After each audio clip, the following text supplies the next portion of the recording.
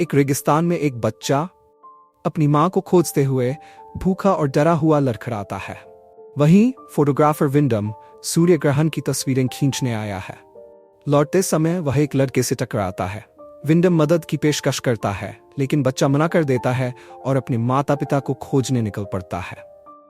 विंडम का फिलहाल लौटने का कोई रास्ता नहीं होता और उसे वहीं रात बितानी पड़ती है। अचानक अजीब आवाजें सुनाई देती है।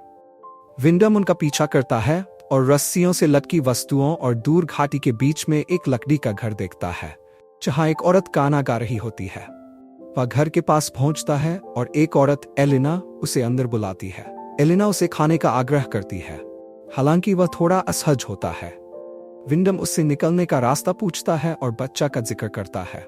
एलिना उसे रात भर आराम करने का सुझाव देती है। अगली सुबह विंडम बाहर जाने की कोशिश करता है, लेकिन रस्सी की सीढ़ी गायब मिलती है, जिससे वह वापस ऊपर नहीं जा सकता। विंडम खुद को घाटी में फंसा पाता है। वह अपने कैमरे से घाटी की दीवारों की तस्वीरें खींचता है, जो उसे मौत का एहसास कराती है। एलिना से सीढ़ी के बारे में पूछने पर वह अनजान बनती है और विंडम निराश होकर मदद की उम्मीद में घाटी में भटकता रहता है, लेकिन कोई फायदा नहीं होता है। बाद में एलिना विंडम से कहती है कि वह अपने गंदे कपड़े उतार दे ताकि वह धो सके। विंडम के पास कोई चारा नहीं होता और वह सोने की कोशिश करता है। रात में वह फिर से बाहर निकलने का रास्ता ढूंढता है, लेकिन असफल रहता है। अगली सुबह वह दीवार पर चढ़ने के लिए हथौड़े का इस्तेमाल करता है, लेकिन तभी ऊपर से एक मुर्गे का शव गिरता है, जिससे वह संतुलन खोकर गिर जाता है और बेहोश हो जाता है। होश में आने पर उसे पैर में चोट लगी होती है और एलिना उसकी मदद करती है, लेकिन बच्चों के बारे में कोई जवाब नहीं देती। विंडम ठीक होते ही बाहर निकलने की जिद करता है, लेकिन एलिना उसे रुकने का आग्रह करती है। वह उसकी मदद ठुकरा देता है और बाहर जाने का रास्ता पूछता है। तभी ऊपर से आवाजें आती हैं। वही लड़का एक छोटी लड़की के साथ उसे ऊपर खींचने की पेशकश करता है। जाने से पहले लड़का विंडम से उसका पसंदीदा रंग पूछता है। विंडम जवाब देता है, लाल। कुछ ही देर बाद रस्सी ऊपर से गिरती है और लड़का उसे कसकर पकड़ने को कहता है ताकि वह उसे सुरक्षित बाहर निकाल सके। विंडम को ऊपर खींचा जा रहा होता है, लेकिन आधे रास्ते में रस्सी लटक जाती है। वह चिल्लाता है, लेकिन थकावट से कुछ नहीं कर पाता। अचानक ऊपर से एक लड़का उस पर टॉयलेट करता है और उसका मजाक उड़ाता है। कई बच्चे चट्टान पर खड़े होकर हंसते हैं और रस्सी को झुलाते हैं, जिससे विंडम दीवारों से टकराता है और बेहोश हो जाता है। रात में विंडम होश में आता है और भागने की कोशिश करता है। एलिना उसे रोकती है और बताती है कि ये बच्चे बेघर हैं और रेगिस्तान में एकत्र होकर जी रहे हैं। विंडम को अब भी बच्चों का व्यवहार रहस्यमय लगता है। समय बीतता है और विंडम अपने लिए एक छोटा बगीचा लगाने लगता है। बच्चे कभी कभी उसके लिए खाना पानी लाते हैं, फिर उसका मजाक उड़ाते हैं। एलिना इसे सहजता से लेती है और धीरे धीरे विंडम भी इस माहौल में ढलने लगता है। एक रात बाहर से अजीब आवाजें आती हैं। एलिना उसे बाहर न जाने की सलाह देती है, लेकिन जिज्ञासावश विंडम बाहर निकलता है और बच्चों को विचित्र कपड़े पहने देखता है। वे उस पर ताने कसते हैं और उसे धक्का देते हैं, फिर अचानक गायब हो जाते हैं। विंडम एलिना से जवाब मांगता है कि ये बच्चे कौन हैं और वह यहाँ क्यों रहती है, लेकिन एलिना कोई जवाब नहीं देती। समय बीतता है और विंडम के लगाए बगीचे में पहली बार पौधे अंकुरित होते हैं। एक दिन टोपी वाला लड़का विंडम को बुलाता है और सोडा लाने का वादा करता है। विंडम अपने पौधों पर लौटता है, तब उसे रेत में एक शादी की अंगूठी और कार की चाबियां मिलती है, जिससे उसे एक अनजान सच्चाई का एहसास होता है।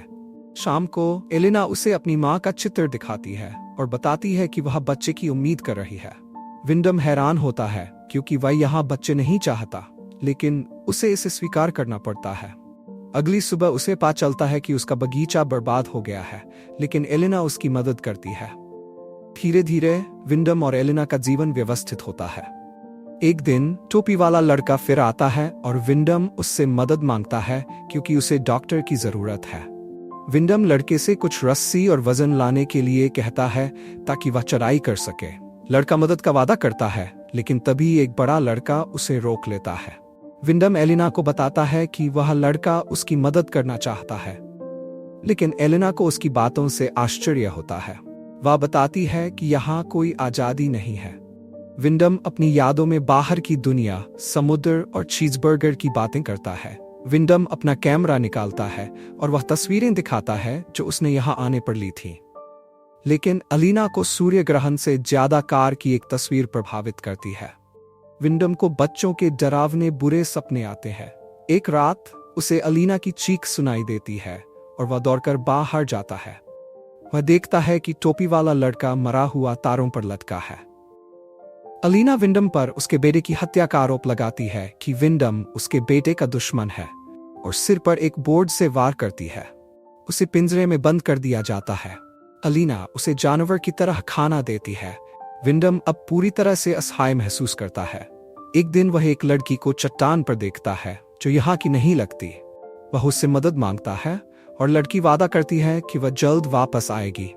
विंडम छिपकर उसकी वापसी का इंतजार करता है। तभी उसे चीखें सुनाई देती हैं और देखता है कि सैवेज उस लड़की को पकड़कर चट्टान पर खींचते हैं और उसकी आंखों के सामने उसे मार देते हैं।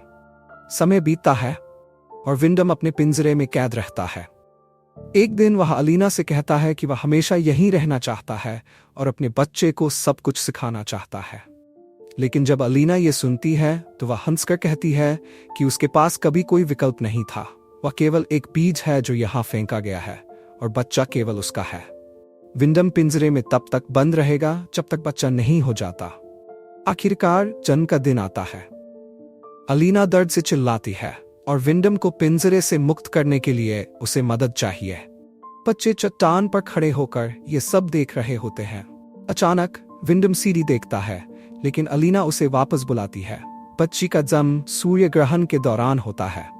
विंडम बच्ची को अपनी बाहों में लेता है और खुशी से चूमता है। अलीना बच्चे को उसे देने के लिए कहती है और वह वादा करती है कि वह उसकी रक्षा करेगी। तभी लड़का चुपचाप आता है और विंडम का गला काट देता है, ये कहते हुए कि वह ऐसा कर रहा है। इसके बाद अलीना विंडम का सामान इकट्ठा करती है और उसे एक संदूक में रखती है। वह बच्चे के पास जाती है और उसे आश्वासन देती है कि सब कुछ ठीक हो जाएगा। इस बीच विंडम का शरीर आंगन में सड़ने लगता है।